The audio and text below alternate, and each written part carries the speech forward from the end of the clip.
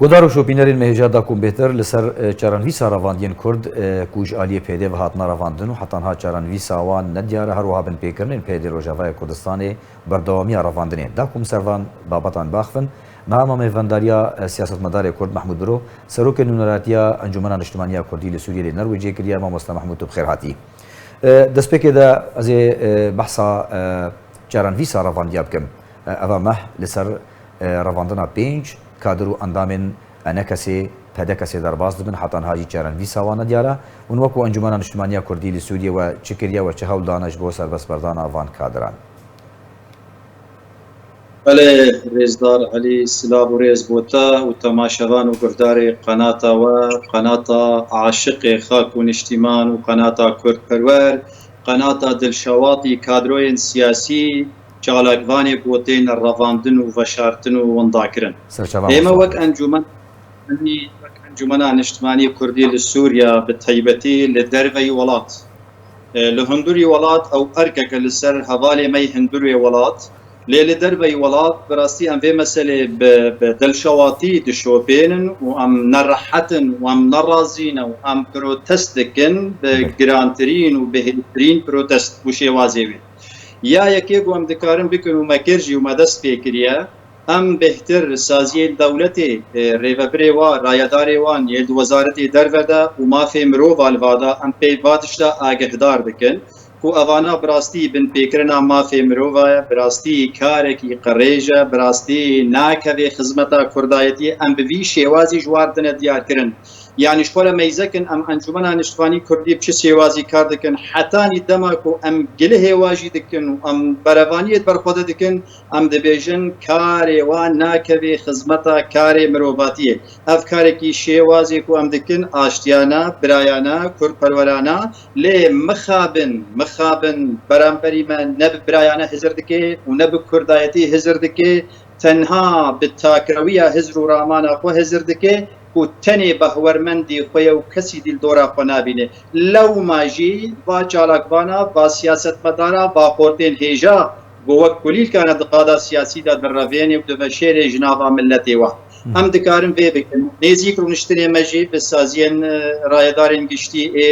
ام بیجن وزارت درویا نرویجی هيا 26 ما سوز گردیه ام واتش حمو بكن وقت بالكنامه ام دوادا كاردك انها بالقنامه فرمي ام شي دكن بدن دسواكو او رولا خويا دبلوماسي وقو دكارن وقو يا سايا دولتي جوار ريد دي قاربن خدمتها ما بكن فشاركي دين سرواك سال جارنوسا فاكسا هينكي لبو تفقرك جدي بكن بيدنك نمينن ام وق انجمن دربي ولات بيدكن هندوري ولات اركي حوالي ما يم هي بدارن كو جفيكي مترنكن وحفت قتل وبكن جبركو وك ام دبينن يعني اگر راست خباتا دربنيا كيميا ولاتا اللي خباتا هندوري ولات ارستقينه جبركو لسر خاكا ولاتا في وسط اوجي سيقات وشارقات لذي خوديتر دركبه باشه مستر محمود قرتنا چالاکوانین کرد سیاست مدارن خباتکارن مدیاکارن همونجی خودان دیرو که کن روجاوای کردستانی ناسکرینه یعنی اف پروسه رواندن آوانج آلی پککی و آلی پیدی و دچه چارچوبیتی گلو افانا او کم بیشن فلسفه کلباوان یعنی جی بشیوه گیدن دخوازن دانوستاندن کردی آرمانج بکن البته هر دو آلینا ما مستعلی هر دو آلینا و برفرهترج هر دو آلیاری هورگولی زورترجی هنا یعنی نمونه دماکو هیزک دیکتاتور ده حریم که ده بردوامیا دادوریا خوا و وقت خود بینه یعنی ده سلطداریا خوب که پیوسته گوبری هر تشتی دنگ آزاد دوی و بگیره پیوسته هر تشتی بری دوینا بیرو بوچونه باش و پیشورو و پیشکتی دناوا خلکی ده بمرینه بچه وسینه جبو عیب و عارق و شرمزاری خوب بشری خلق چاوی والی و نبی اف خورت و کچ و چالاکوانی سیاسی اوانا روناک بیرن اوانا کیمانیا جریمه ام بیجن شاشیتین مزن و گران دردخنه هولی لسر قادا سیاسی چاوی ملت هشیار دبی دا کوروجه که روجا ملت به دنگ نمینه لو ماجیج آلی کی و بادچه حسینش برگو هستاوی هلوستاوی سرکی آده هزاکو خوب ناف دکه هزک دموکرات قاشو هلوستاوی آوات تنکرنا نرینا برانبری خواه آمادنین لیگو هدار بکه ئێمە وەختێکیدا ئەو نەرینە بەرامبەری مەبوون لێمە حەموود ساڵی هەفتێ و هەشتا و هەشتەی دەمە هەمبێزکردن مەدماڵی خۆدا ئەو کردن شەرەف و قودسیەتە کوش بەرمە مەدگۆ کوردێ منە ji ber ku azadî û serxwebûna Kurdistanê van kiribûn em ji war amade bûn lê dema îro bi dagîrkerî û tûnekirina Kurdistanê û netewa Kurd û xak û niştîmanê Kurd û hizr û bîrê raman van dikin helbeta em amade nînin îde dergehê xwe ji war bikin em ê dijî vê fikr û ramanê rawestin û em ê protest bikin bi mezintirîn hêza xwe bi quweta xwe siyasî dîplomasî ew yek ya duwa jî mesela berdewamiya hikmê xwe yan jî desthilatdariya xwe li herêmê ku îro her teşqeleyeke got dikin her helwesteke got dikin her paraşûtek siyasî got avêjine holê ew masa diyalogê got hest û helwesta milletê Kurd tevabî taybetî dayîkê şehîda ku me rêz ji bo we haya 12-13-14 hezar şehîd belkî çûn îro di ber vê xak û niştîmanê ne di ber dayîkek demokrat û tewirna tobawî de çûne di ber milletê xwe bi kurmancî digotin bijî Kurdistan û wana heta îro jî daha ji wat batkin lê qada way siyasî serkêşê wa serekê way ku îro bûne wek ewa di qendîlê de ewana tij û berî vêna kar dikin û helwesta wa dimrênin ev tij divê zelal bibe ji milletê me re tûcarî em dijayetiya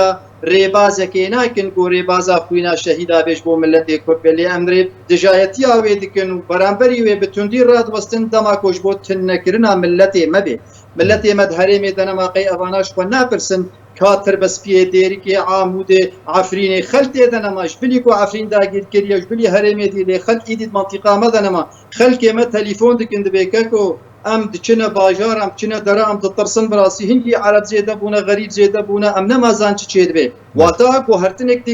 demografî di herêmê de ku dest pê dike ew bi xwe jî ew silteya desthilatdar beşdarî wê ye bere tucarî nevê xelk demografiya me diguherê em baş dizanin û em baş jî dibînin dagîrkerî çawa li her sê herêmê îro gul Kurdistana Rojava de heye ew em bi tundî jî protesto dikin timî jî ew helwesta me ye lê bere nebêjin ku em bê em keske wê bê Erdogan em bi heyra efsora divê bê Erdogan me Erdogan fêm kiriye baba me siyaseta Erdogan zû de fêm kiriye û em zan çirkê çinakê em Kurdin em di ber xak û niştîmanê xwe de kar dikin gelo hûn di ber çi de kar dikin ku hûn me digirin tavêjine zindana kesê me winda dikin heta îro carî nûsa daha xelka windaye ji du pata bigire siyasetmedara bigire çalak vanê siyasî bigire ji rojnamevana bigire yanî qey ji wan qey hûn ji xwe qey ev dayîkê şehîda min rêz war heye ji we napirsin çima hûn bazarokê feqîra digirin ma negunin divê jiyana taristanî de mane û berdewamî qibûla vê jiyana taristanî û sext dikin hûn jî wa digirin hûn jî nerîna wat çewisênin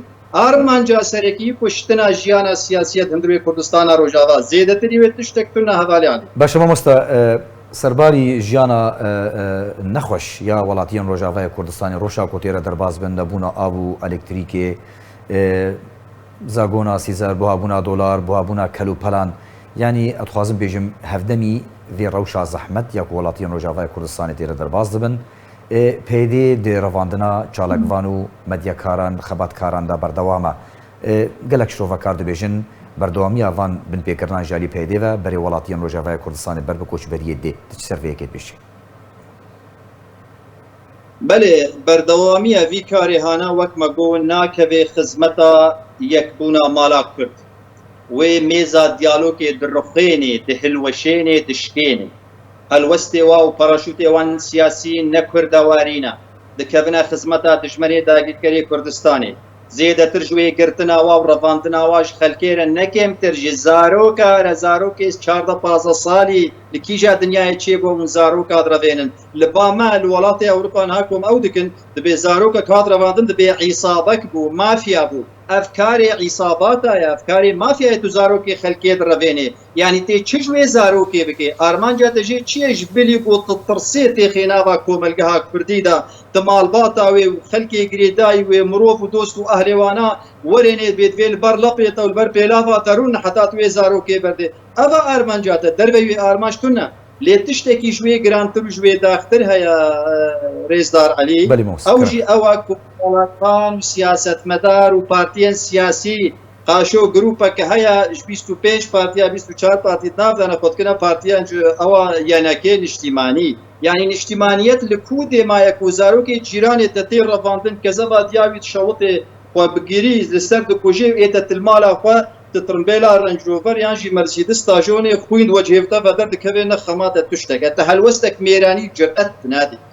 ابدا هري مظنه يعني حتى دور نوي سر وناشتغل زاروكي من ايرو الفرن تشتك جوانا نايف ودي بكي زاروكي اي انسان يكون تجينا لكذا من سروات شوطي ضميري من السروا زنديه اجبركو نكاري من روبايتي كرن كاري عصابايا زيد تريش عصابه انا البعض خلق زاروكا نار بينن واضرفين جبو تجارتي بازرگاني اوانا بازرگاني سياسي جبو سفاندنا سياستا خويا تاكروي لسر كوملگها كرد بكن دربي ويچه هيا برورن بيشتغلن اگر بهور من ديا كوملگي بي اني رواندنا وا درسته او اخي امي حمو بدنا دوانا ام كردن جبو كرديتيه كاردكن لام جبو ديكتاتوريتي قد سري قناطه وين مجبو بشار اسد نطوان دي ام جبو واجي ناطه وين ام سر بلنديد بيجن ما خوينا خو خستيك فلا ام شهيد بن شرف وناموسك اجمل زيدتري ويا من كان تشكي بيجن ام نبرازي دد ام راستيا دلي قوم ملتي اخوا وقسمك مزج ملت كو براستي ايرو الهندري ولات فقيره ترسن بيجن بها الوسطى هنا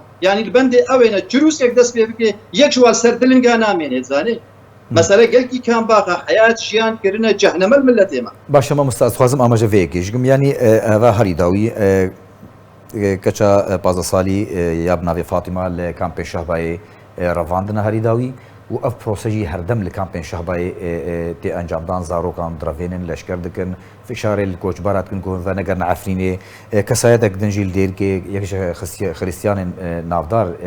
كسايت النافدار ناف خريستيان باجاري دير كده او جهات يا رواندن دالي كي ديجي چالاك وان مدياكار خباتكار رواندينا اتخوازم اماجه فيكم يعني تبلي كو 2011 وحتى وكانها پێلەکە بەرفرە یا پەنابەریەکی بووە نەها دەوێ دەمێدا ji ber berdewamiya van kiryaran van bin pêkirinan revandinê bê ewlehiyê li Rojavayê Kurdistanê meha pêleke din berfireh li Rojavayê Kurdistanê ya koçberan êdî ciwan dest bi koçberiyê kirine ji Rojavayê Kurdistanê berê xwecareke din Ewropa lê Herêma Kurdistanê jî niha pêlek wiha çêbûwa kesên ku hêviyê wan hebûn vegerna Rojavayê Kurdistanê bêhêvî bûne ji ber van kiryaran اگر روجاوای کردستان ج خلقی خوا والاما یعنی برجواندین پگگی پیدل کودید من یعنی حوالین واجی ایدی درافن اروپا براستی یعنی وقت به شوپاندن من جروشا ام بیژن پنابر رباش هيا براستی از دبینم یعنی بدها خورد جوان کسی کو عالی گری وری بازا وابون ایرورو بری خدانه اروپا وآز تيك البندية من لهن ترجمانا ولهن دراوانا برهنا لسازية دولتي وشوباندن ودانستاندن مكوتين جيكي هناك جوانا كيسي خوددن والله ام مجبور بالمراشتبو تشك وتقمنية لأم جهان بهوريكي قو ايدي او ارمانجا ما بيدقوت او ارمانج تنش بويجي ما بازدا يعني بشك جواب خوشي كت كتا دس فيكرنا بازن از باورم وسينور بآزادي بدن وبن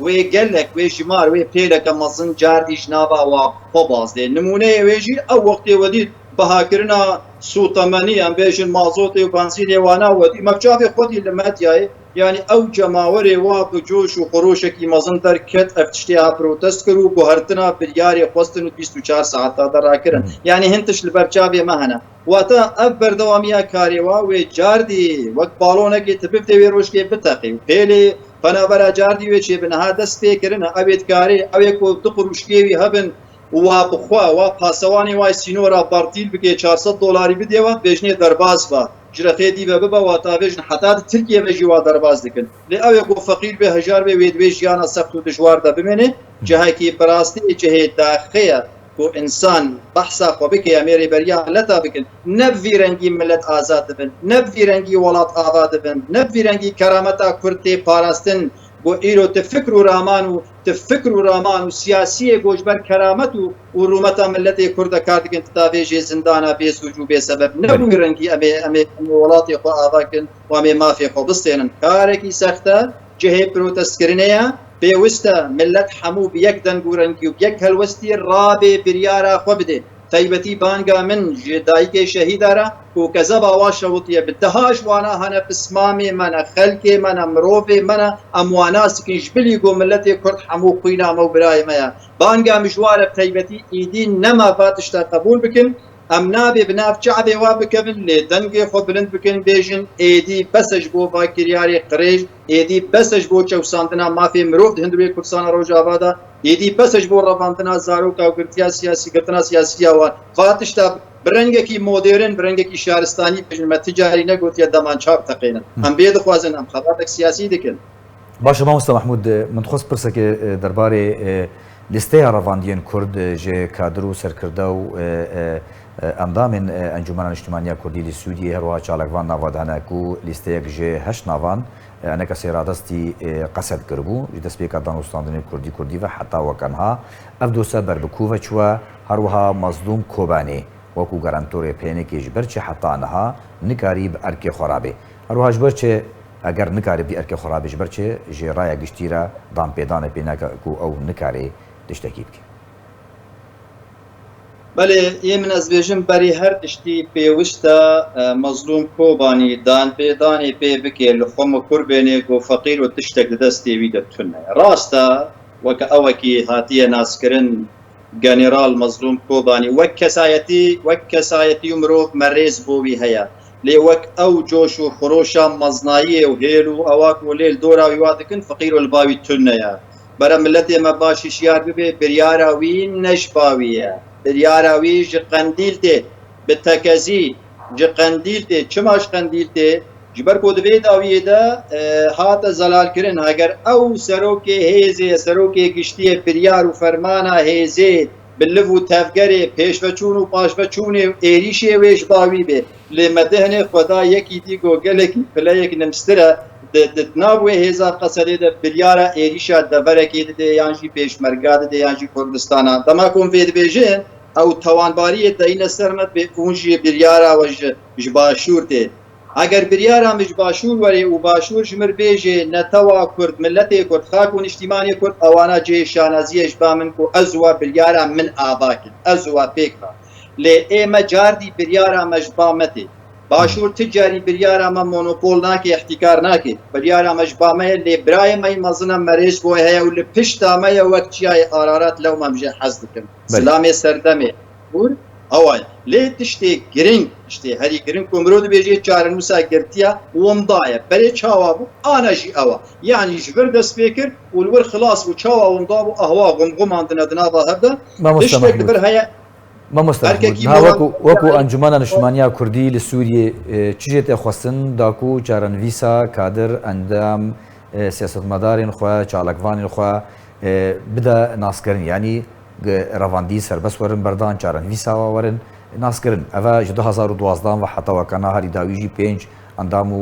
kadir û medyakarên enekesê pedekesê hatine revandin Mazlûm Kobanê wekû gerantorê pênekê bêdeng e Amerîka wekû sponsor hetan hat tiştek nekiriye xelk jî ji piştî belavbûna wêneyên Şehîd Emîn İsel Elî zindanên pêdê û qesedê de gelekî ditirsê ser çarenivîsa zarwên xwe bavên xwe niha çi tê xwestin ji Encûmena Niştimaniya Kurdî dakû karibe rolekê rabe û girtiyên xwe serbest berde عینیش خۆ دەدیون و بەردەوام دکرد دخواست ez vê bêjim spas ji bo vê pirsa rastî hep kesîgereke 24 saete wêrêgirin ji ber ku rola hindurê welat rola girîngtirîn rol tê karibê ewa xwe bike mesela me got çarenûsa wa xwe winda ye qet kes nikarê divê de bêje lê erkê wa çiye dema ku ew diyalog dest pê dikirin û ji ware hinek binav kirin bu heyran evna çarenûsa wa çû yan jî hatine kuştin şehîd kirin em dibêjin ewana jî wek dibêjê bi rengê bû tê xwestin ev agehdarî paya nekirine kolana Kurdî pêwîst û bi rengê bû hate xwestin paya kiriba berkes nebêjê wala wê birakujî çê benza çi mazatin wextê tu mit hepsê de dikujê maz nebirey te şehîd Emîn hepsê de kuşt ma nebirey webû xelk çavê wa girtiye ji kuştina ji ragihandina birakujiyê ji alîkî lê ji aliyê dî dema em dîplomasiyet û siyaset kar dikin û em protesto dikin berevaniyê li ber xwe dikin divê heş xwe hebin wê birakujî çêbê wallahî em naxwazin neynoka mirîşkekê xwîn jê werî Kurdistana Rojavadayê ji pilî insan îzen ew insanê me di zindana dikujê çarenûsa wana heta niha xewtaye çûye yanî girtiye me heta niha çûye ji watê xwestin bi ciddî li ser bisekirin di nava millet de yan tiştekî wek carna dibe yan Kurdistan yan neman اون دکارن به خباتا خو بکن و ناوا کولانا کردی ده پریارا خو سیاسی بدن و پایا بن پیشیا ملت یانا بله اگر اون دکارن امجی لفر لپشتا وانا و امیدنگی و فرهی بگهنا سازی دولت اروپا اگر اون دنکارن شیوه بکن شوارا چاره سری کدی ببین و پر باشتر به ممکنه ملت خود خپل خودی درکده او ارک برا باش فهم بکن او ارک جواتی خوستن سیده تردواری دیپلوماسی ده امریکا ورا نهر نجم امریکا رونن کات چت بيجي به هر نسر امریکا شرط و مرجع خبد انتهازك سیاسی به افایا ببه نهر گهدار بکن و فقر مال هر یک دو صورت که خوب بگیری افایا نه افایا خوینا شهیدا بنا کرین افایا انسانی کتب بن اشکنجه ده یک امین عیسی خوینا وینا بگرین به میلیون پروتست و بیانات و دافیانی درکبن کس نکاری هر بعد دایی که شهید امین عیسی دلوی رازی که وکوی وک حمو شهید تفکر سیاسی هندوی کردستان رو یکی که تر زیاده ترنینا لو ماجی او جواتی خواستن او وری کرن یعنی یا دوا الټرناتیو خو پیدا کیش برکو ایدی چاره بفا خلکار نما یعنی چاره لفاتنی بفار نما الټرناتیو بدیل کی خو ببین لسر عرضه بدیل کی خو ببین یان بر وجه تنبک و بدیل و یانجی کی بر فیرنگی نمینه یعنی گوهرتن هر دفه ببی دوی بریارک سیاسی ویرک پایا ببی نه عالم هندروی قامش لو ده هری وری وزارت خلقیت نه رواندش خو نه بهستیا نه هل وستک تی داین نه بریارک سیاسی ناوا کوملگیت دانی نه خو نشان دانک گو خو نشان دانک آشتیانه بکن من گوتی راجنه دارا